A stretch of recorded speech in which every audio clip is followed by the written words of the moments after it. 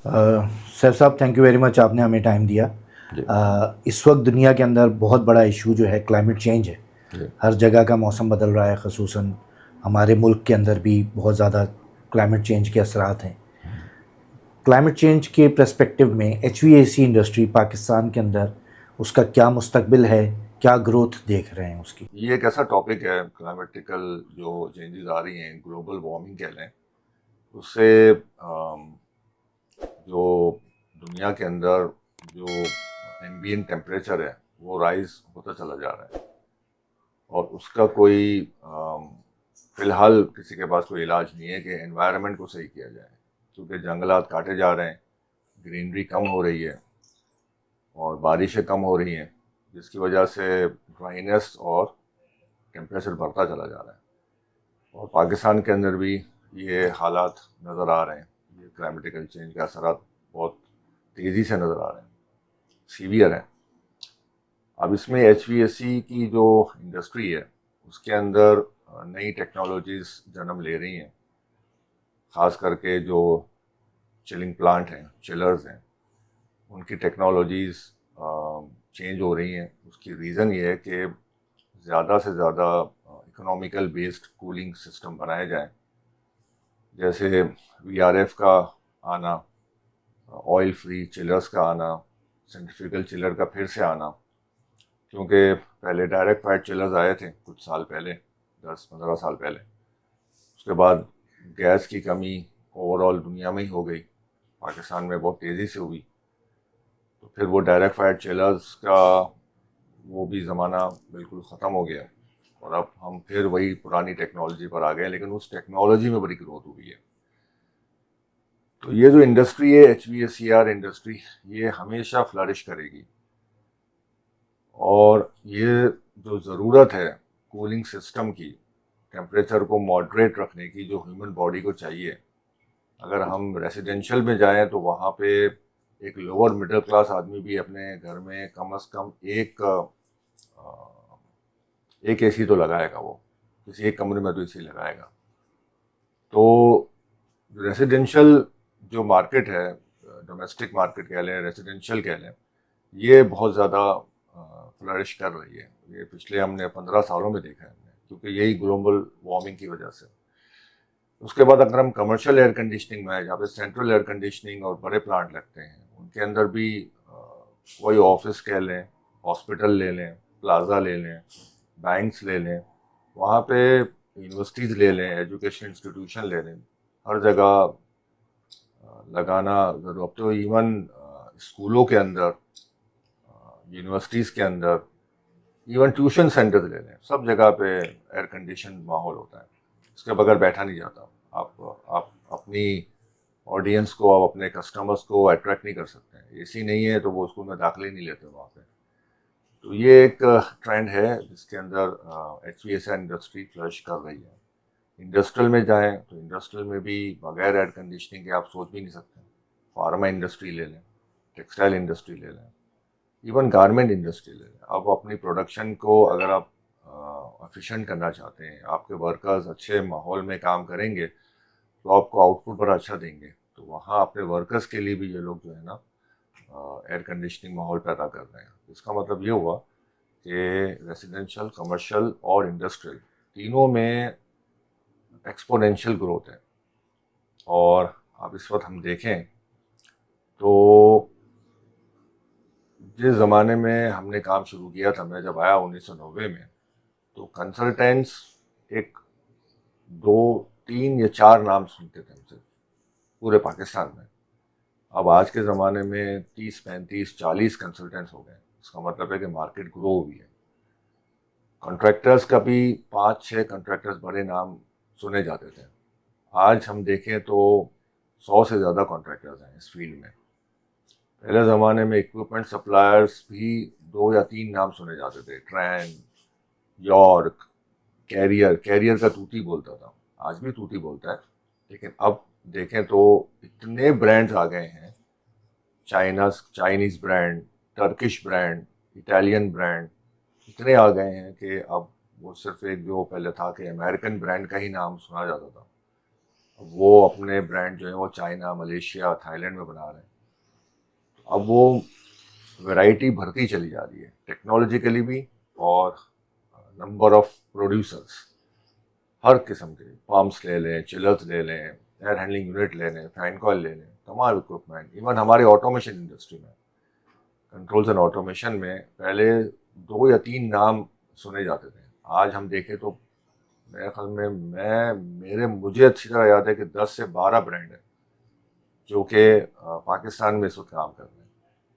इसका मतलब ये हुआ कि इंडस्ट्री की रिक्वायरमेंट है, वो सर्वाइव कर रहे हैं, सभी लोग सर्वाइव कर रहे हैं और सभी के पास काम है। सही। अच्छा, इसमें जब लाजमी आता है कि ग्रोथ है तो हर बंदा लगा रहा है या हर इंडस्ट्री लगा रही है, उसमें साथ साथ टेक्नोलॉजी भी बेहतर हो रही है, और टेक्नोलॉजी के अंदर एक एआई और आईओटी भी आ गया है। उसमें ऑटोमेशन कितनी इम्पोर्टेंस इख्तियार कर गई है, और उस ऑटोमेशन के अंदर कितनी जिद्दत आ गई है कि आप अपना पूरा प्लांट कैसे ऑपरेट कर पाते हैं। अच्छा सवाल है ये। और आज के हालात, आज के ज़माने में, यानी कि इस वक्त जो हमारा एआई बेस्ड टेक्नोलॉजी आ गई है, आज के वक्त की ज़रूरत है ये। पहले ऑटोमेशन को एज अ लग्जरी गिना जाता था, नेसेसिटी नहीं थी ये। लोग इसको एक हवा बनाया हुआ था। आज हमारे फिंगर टिप्स पर है। आज अपनी मोबाइल से मैं बहुत कुछ कर सकता हूँ। इसका मतलब जब मैं मोबाइल से बहुत कुछ कर सकता हूँ तो मैं अपने प्लांट को भी ऑपरेट कर सकता हूँ। तो इंटरनेट ऑफ थिंग्स यानी आईओटी बेस्ड जो सिस्टम है, होम ऑटोमेशन ले लें, ऑफिस ऑटोमेशन ले लें, गाड़ी की ऑटोमेशन ले लें, अपने दरवाजे मेन गेट की ऑटोमेशन ले लें, हर चीज़ अब ऑटोमेशन पे आ गई है। इवन आप अपना घर बैठे बैठे कहीं से आप अपने माइक्रो ओवन को ऑपरेट कर सकते हैं, वॉशिंग मशीन ऑपरेट कर सकते हैं। तो HVAC इंडस्ट्री के अंदर जो इतना बड़ा प्लांट लगता है, बहुत ही फैला हुआ होता है। आपका एक यूटिलिटी बिल्डिंग अलग होती है, आपके air handling units, fan coil units पूरी बिल्डिंग में फैले हुए होते हैं। अब हर नूक एंड कॉर्नर पे आप जा नहीं सकते हैं। तो उसके लिए आपको पहली बात तो एक ऑटोमेशन की रिक्वायरमेंट है। अब इसको अगर आप एआई बेस्ड करें तो इसका मतलब क्या है? एआई बेस्ड करना, एआई बेस्ड का मतलब ये होता है कि आपने जो इंफॉर्मेशन, जितनी भी इंफॉर्मेशन है कि किस टेम्परेचर पे क्या होना चाहिए, क्या एम्बियंट चल रहा है, चिलर इस वक्त क्या प्रोड्यूस कर रहा है टेम्परेचर, तो मुझे एयर हैंडलिंग यूनिट को कब चलाना है, कौन सा चलाना है, किसकी प्रायोरिटी है, कौन से जोन को मुझे किस टाइम के ऊपर, किस टाइम जोन के मुताबिक मुझे किस वाले जोन को मुझे ऑपरेट कराना है, कितने टेम्परेचर पे उसको मैं वहाँ रखूँ। वहाँ पे पॉपुलेशन नहीं है इस वक्त, वहाँ पे उस वक्त ह्यूमन बींग्स वहाँ पे नहीं है, तो मुझे खुद ही वो डिसीजन लेगा और वो अपने टेम्परेचर्स को एडजस्टमेंट्स करेगा, set up and set down. तो वो ये जितनी भी ह्यूमन इंटरफेरेंस कह लें या ह्यूमन इन्वॉल्वमेंट के बगैर जो डिसीशंस मेकिंग है ऑटोमेशन इंडस्ट्री में, वो लाजिम हो गई है। मतलब उसके बगैर आप नहीं चल सकते आप। यानी इंसान का दिमाग कितना काम करेगा कि मुझे पूरे मॉल के अंदर या 50 मंजिला बिल्डिंग है, उसके अंदर इतने कोने हैं, इतने कॉरिडोर्स हैं, इतने ऑफिस हैं, इतने हॉल्स हैं, इतने बॉल रूम्स हैं, इतने मीटिंग रूम्स हैं, कहाँ कहाँ वो अपने उस ऑटोमेशन से नज़र में डालेगा वो। तो ये एआई बेस्ड जो टेक्नोलॉजी है वो ये सारा काम आपको करके देगी। और आज के ज़माने में अभी हाल ही में हमने 1 साल के अंदर हमने देखा है कि जो टेंडर्स, कंसल्टेंट या क्लाइंट्स जो मांग रहे हैं, जो काम मांग रहे हैं, उसमें साफ तौर पे लिखा होता है कि हमें AI based building management system चाहिए। अच्छा, टेक्नोलॉजी इतनी तेज़ी से तब्दील हो रही है, उसके अंदर लाजमी बात है, एक आप सप्लायर हैं, लेकिन आपका जो वास्ता पड़ता होगा वो 2 तरह के लोगों से या 3 तरह के लोगों से पड़ता होगा, मैनेजर या इंजीनियर्स और टेक्नीशियंस, और फिर क्लाइंट। लाजमी बात है वो उस स्पीड से चल रहे हैं कि हाँ यार ठीक है, अब हमें एआई और आईओटी पे चलना है, और हमें इसी इसी स्पीड पे प्रोडक्ट्स को लेके चलना है अपनी। जी, इसका मैं जवाब देता हूँ आपको। जो लोग बिल्कुल भी नहीं चाहते थे, अब वो चाह रहे हैं कि हमें ऑटोमेशन चाहिए। यानी वो पहले मैनुअल बेस चलाते थे, आपने किसी बंदे को, टेक्नीशियन को भेजा कि भाई यार यहाँ पे अब ज़्यादा कूलिंग हो रही है तो जाके वेल्व बंद करो हाथ से थोड़ा सा, वो ऑटोमेशन पे आ गया। यानी उसको समझ में आ गई है कि भाई मुझे ऑटोमेशन लगानी लाजमी है मेरे लिए, कम से कम वो तो ऊपर आया। अच्छा, वो जो पहले ऑटोमेशन पे थे ही, उन्होंने कहा कि यार अब सेंट्रल मॉनिटरिंग एंड कंट्रोल होनी चाहिए, तो वो बीएमएस सिस्टम लगाने लग गया।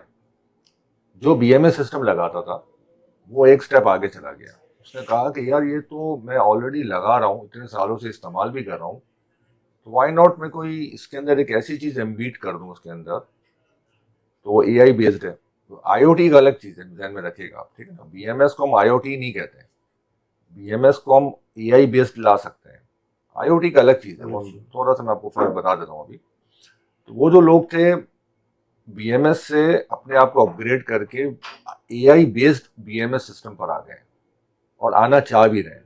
ये है ट्रेंड, ये आप ध्यान में रखिएगा। ये हर जगह एप्लीकेबल नहीं भी है, लेकिन स्मार्टली अगर हम इस्तेमाल करें और ऐसे लोग आने शुरू हो जाएंगे, इस्तेमाल करना शुरू हो जाएंगे ना, तो आइंदा 5 सालों में आपको ये ट्रेंड आपको नजर आ जाएगा ये होता हुआ, ठीक है जी। अब मैं जो आईओटी वाली बात कर रहा हूँ, आईओटी जो बेसिकली क्या है कि आईओटी बेस्ड ये है कि जो यूजुअली रेसिडेंशियल और कमर्शियल बिल्डिंगों में इस्तेमाल होते हैं, वो छोटे छोटे गैजेट्स होते हैं कि ये आपने लगाया और वो वाईफाई पे आपके इंटरनेट के साथ कनेक्ट हो जाते हैं। यानी अगर आप समझते हैं कि यार मुझे कोई चीज़ मुझे रिमोटली अपने मोबाइल से ऑपरेट करनी है, तो वो जो डिवाइस है वो ऑन भी होगी, वो ऑफ भी हो जाएगी, तो that is IoT based. BMS system को आईओटी बेस्ड नहीं कहेंगे आप, थोड़ा सा ध्यान में रखिएगा।